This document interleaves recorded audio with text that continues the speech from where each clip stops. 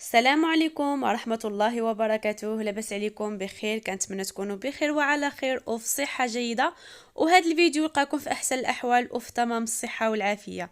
مرحبا بكم في قناتي وقناتكم شيوات حنان أم البنات، ومرحبا بكم معايا من جديد وفيديو جديد. وصفة اليوم هي عبارة على أرز أسهل وألذ وأسرع طبق ممكن توجديه في ربع ساعة، صحي وسهل التحضير.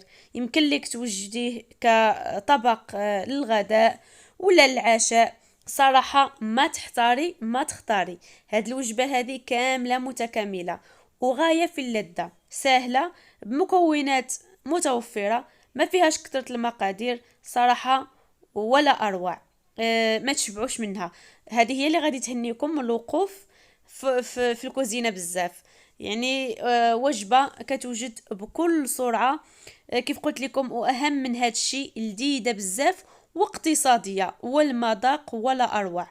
انا متاكده ان شاء الله الا جربتوا هذه الوصفه راه غتعجبكم، غادي تنال الاعجاب ديالكم، وغادي يعني غتعتمدوها في هذا الفصل، هذا فصل الصيف كما عارفين.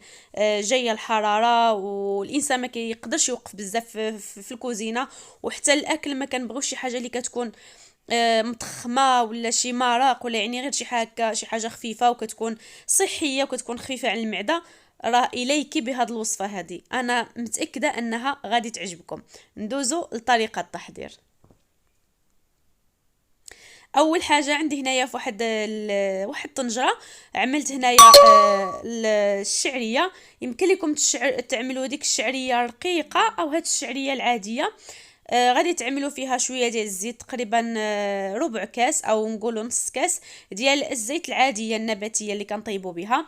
غادي نعملوها فوق البوطه، غادي نخليو ديك الشعريه تقلى لينا مزيان حتى كيولي اللون ديالها فحال هذا الشكل هذا، يعني اكثر من ذهبي. صافي من بعد ما كنقليوها في ديك الزيت مزيان كما كتشوفوا، غادي نضيفوا عليها ورق موسى. هاد الطريقه هذه وهاد الارز هادو ما كنحتاجوش العطريه، ما كنحتاجوش شي مقادير كثيره. اللي غادي نحتاجو في هاد العطريه في هاد الطبق هذا او هاد الارز هذا هو الشعريه، تقريبا كاس ديال الشعريه اللي قليناها في الزيت، تقريبا نص كاس ديال الزيت تقلات لينا مزيان، ضفنا عليها 3 اوراق من ورق سيدنا موسى. وايضا غادي نضيف عليها معلقه صغيره او نص معلقه ديال الملح ونص معلقه ديال الابزار.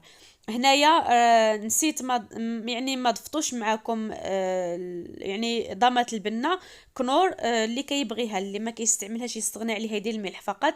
انا كنديرها، درت ضامه ديال البنه ديال الكنور، وغادي نخلي هذا الارز ضفت عليها تقريبا زلافه ديال الارز اللي غسلته مزيان مزيان وخليته كيستقطر، وضفتو على هاد المكونات وخليتهم كيطيب على عافيه اللي كتكون متوسطه.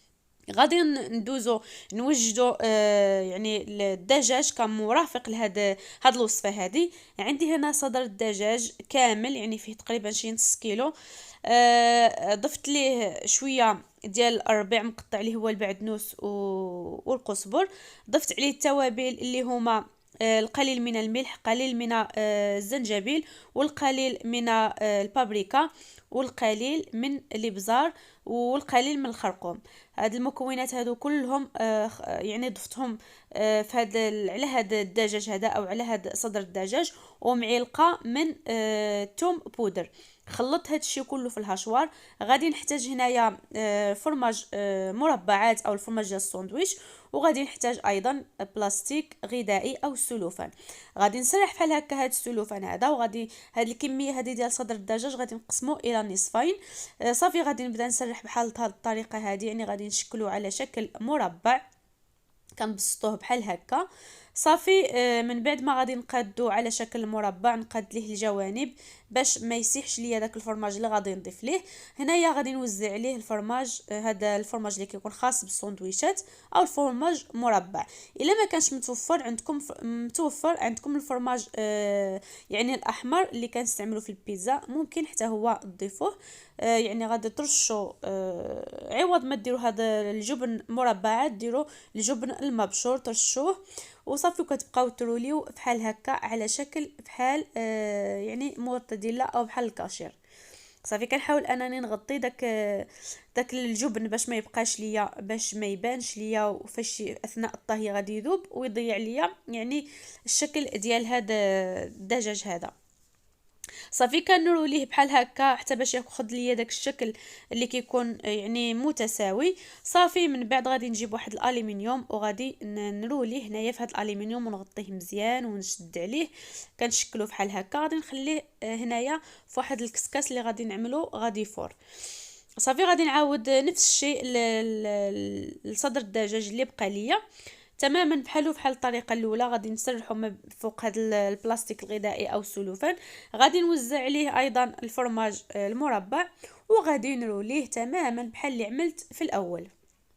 انا عملت طنجره فيها الماء كيغلي، من بعد فاش غادي نكمل غادي نضيف هذا اللي غادي نصاوب، غادي نضيفه على الاول اللي صايبت وغادي نديرو فوق البوطه ايفور حتى يطيب ليا تماما. وغادي نغطيه بواحد الغطاء ديال الطنجره باش يرجع معاه داك البخار ويطيب لينا دغيا. يعني راه ما كياخذش مجهود كتير، تقريبا ربع ساعه كيكون واجد. هاد الاكله هذه يمكن لك توجديها في ربع ساعه، او الا كان اكثر نصف ساعه غتوجد هاد الاكله. هنا الارز كما كتشوفوا انا خليته على عافيه اللي كتكون متوسطه عفوا. كل مره كنحرك فيه هكا وكنخليه. هاد الارز هذا خصو داك المرق ديالو يتشربوا كله، يعني ما غاديش نصفيوه، غادي نخليوه هكا كل ساعه كنحركوا فيه وكنقلبوا فيه حتى يشرب لينا داك المرق كله. هنايا نتوما كيف كتشوفوا الدجاج من بعد ما طاب ليا نتوما كما كتشوفوا. غادي نحيد ليه هاد السلوفان وهاد الالومنيوم هذا هو باقا سخون. صافي من بعد غادي نعمل واحد المقيله، غادي نعمل فيها واحد الملقه كبيره ديال الزبده وغادي ندوز فيها هاد الدجاج هذا. صافي ها نتوما كيف كتشوفوا واحد المقيله عملت فيها كيف قلت لكم الزبده. غادي نخليه يعني يتحمر ليا غير باش ياخذ ليا داك الشكل او داك اللون ذهبي وغادي نتلقاو. وهذا هو طبق من بعد ما ساليت الدجاج ديالو شكلته بحال هكا في واحد الاطار اللي كيكون مربع. اول حاجه عملت واحد التبصيل صغير مربع، سبقته هو الاول وعملت داك الاطار، عاد خويت فيه داك الارز. من بعد فاش قلبته في هذا الطبق هذا عطى لي داك البلاصه في الوسط خاويه فيها اللي ستفت هاد الدجاج هذا اللي شكلنا او اللي صايبنا مع بالفرماج مربع. الصراحه هاد الاكله هذه راه كتجي لذيذه بزاف وخفيفه. انا هاد الاكله هذه وجدتها للعشاء، نص ساعه كانت واجده. واهم من هذا الشيء شحال ما كليتو منها ما كتثقلش عليكم، ما كتضرش في المعده. صحي صراحه، الدجاج راه صحي فورناه. وصدر الدجاج كما عارفين راه هو احسن حاجه في الدجاج كله هو صدر، ما يعني زوين بزاف والاطباء كيشكروه. والارز كما كتشوفوا طيبناه سلقناه غير مع الابزار والملح فقط وورق سيدنا موسى، يعني ما درناش كثره العطريه، ما درنا يعني مرقه لا حتى شي حاجه. الصراحه هاد الوجبه هذه انا متاكده انكم الا جربتوها راه غتعجبكم بزاف وما غاديش تستغناو عليها. كما قلت لكم الصيف جاي مع الطريق، كنحتاجوا بحال هاد الوصفات هادو. مع السلامه الى فيديو مقبل ان شاء الله.